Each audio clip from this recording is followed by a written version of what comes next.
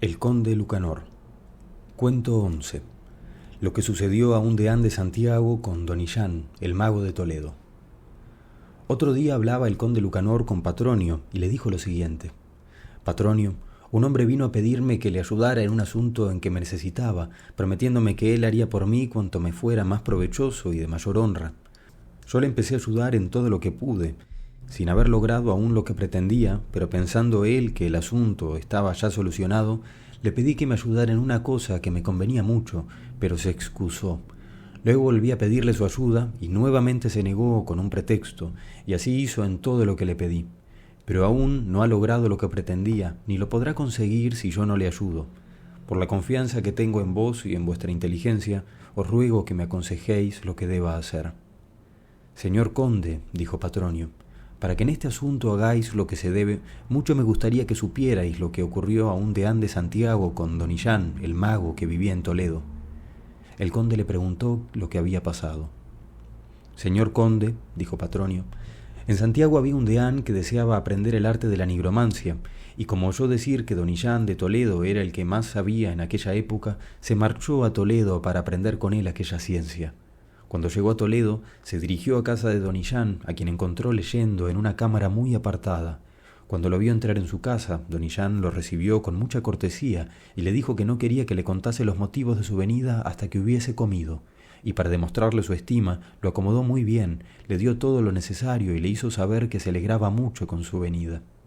Después de comer, quedaron solos ambos, y el deán le explicó la razón de su llegada, rogándole encarecidamente a Don Illán que le enseñara aquella ciencia, pues tenía deseos de conocerla a fondo.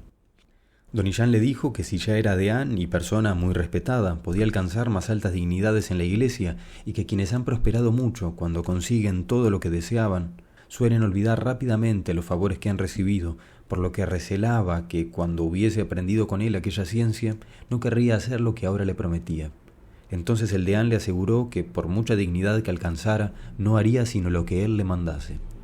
Hablando de este y otros temas, estuvieron desde que acabaron de comer hasta que se hizo la hora de la cena. Cuando ya se pusieron de acuerdo, dijo el mago al deán que aquella ciencia sólo se podía enseñar en un lugar muy apartado y que por la noche le mostraría dónde había de retirarse hasta que la aprendiera. Luego, cogiéndolo de la mano, lo llevó a una sala y cuando quedaron solos llamó a una criada a la que pidió que les preparase unas perdices para la cena, pero que no las asara hasta que él se lo mandase. Después llamó al deán. Se entraron los dos por una escalera de piedra muy bien labrada y tanto bajaron que parecía que el río Tajo tenía que pasar por encima de ellos. Al final de la escalera encontraron una estancia muy amplia, así como un salón muy adornado donde estaban los libros y la sala de estudio en la que permanecerían. Una vez sentados, y mientras ellos pensaban con qué libros habrían de comenzar, entraron dos hombres por la puerta y dieron al deán una carta de su tío, el arzobispo, en la que le comunicaba que estaba enfermo y que rápidamente fuese a verlos si deseaba llegar antes de su muerte.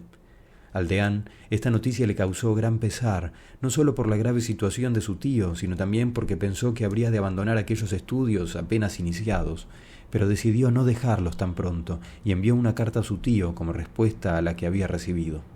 Al cabo de 3 o 4 días, llegaron otros hombres a pie con una carta para el deán en la que se le comunicaba la muerte de su tío el arzobispo y la reunión que estaban celebrando en la catedral para buscarle un sucesor, que todos creían que sería él con la ayuda de Dios, y por esta razón no debía ir a la iglesia, pues sería mejor que lo eligieran arzobispo mientras estaba fuera de la diócesis que no presente en la catedral. Y después de 7 u 8 días vinieron 2 escuderos muy bien vestidos, con armas y caballos, y cuando llegaron al deán le besaron la mano y le enseñaron las cartas donde le decían que había sido elegido arzobispo.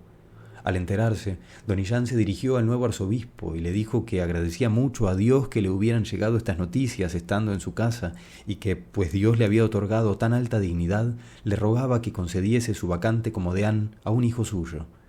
El nuevo arzobispo le pidió a Don Illán que le permitiera otorgar el deanazgo a un hermano suyo, prometiéndole que daría otro cargo a su hijo. Por eso pidió a Don Illán que se fuese con su hijo a Santiago. Don Illán dijo que lo haría así. Marcharon, pues, para Santiago, donde los recibieron con mucha pompa y solemnidad. Cuando vivieron allí cierto tiempo, llegaron un día enviados del Papa con una carta para el arzobispo en la que se le concedía el obispado de Tolosa y le autorizaba, además, a dejar su arzobispado a quien quisiera. Cuando se enteró don Illán, echándole en cara el olvido de sus promesas, le pidió encarecidamente que se lo diese a su hijo, pero el arzobispo le rogó que consintiera en otorgárselo a un tío suyo, hermano de su padre. Don Illán contestó que, aunque era injusto, se sometía a su voluntad con tal de que le prometiera otra dignidad. El arzobispo volvió a prometerle que así sería y le pidió que él y su hijo le acompañasen a Tolosa. Cuando llegaron a Tolosa, fueron muy bien recibidos por los condes y por la nobleza de aquella tierra. Pasaron allí 2 años, al cabo de los cuales llegaron mensajeros del Papa con cartas en las que le nombraba cardenal y le decía que podía dejar el obispado de Tolosa a quien quisiere. Entonces don Illán se dirigió a él y le dijo que, como tantas veces había faltado a sus promesas, ya no debía poner más excusas para dar aquella sede vacante a su hijo. Pero el cardenal le rogó que consintiera en que otro tío suyo, anciano muy honrado y hermano de su madre, fuese el nuevo obispo, y como él ya era cardenal, le pedía que lo acompañara a Roma, donde bien podría favorecerlo. Don Illán se quejó mucho, pero accedió al ruego del nuevo cardenal y partió con él hacia la corte romana. Cuando allí llegaron, fueron muy bien recibidos por los cardenales y por la ciudad entera, donde vivieron mucho tiempo. Pero don Illán seguía rogando casi a diario al cardenal para que diese algún beneficio eclesiástico a su hijo, cosa que el cardenal excusaba. Murió el Papa, y todos los cardenales exigieron como nuevo Papa a este cardenal del que os hablo. Entonces don Illán se dirigió al Papa y le dijo que ya no podía poner más excusas para cumplir lo que le había prometido tanto tiempo atrás, contestándole el Papa que no le apremiara tanto, pues siempre habría tiempo y forma de favorecerle.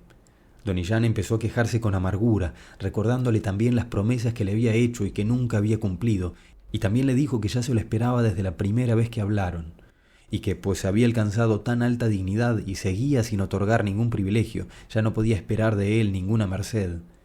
El Papa, cuando oyó hablar así a don Illán, se enfadó mucho y le contestó que si seguía insistiendo le haría encarcelar por hereje y por mago, pues bien sabía él que era el Papa, como en Toledo todos le tenían por sabio nigromante y que había practicado la magia durante toda su vida.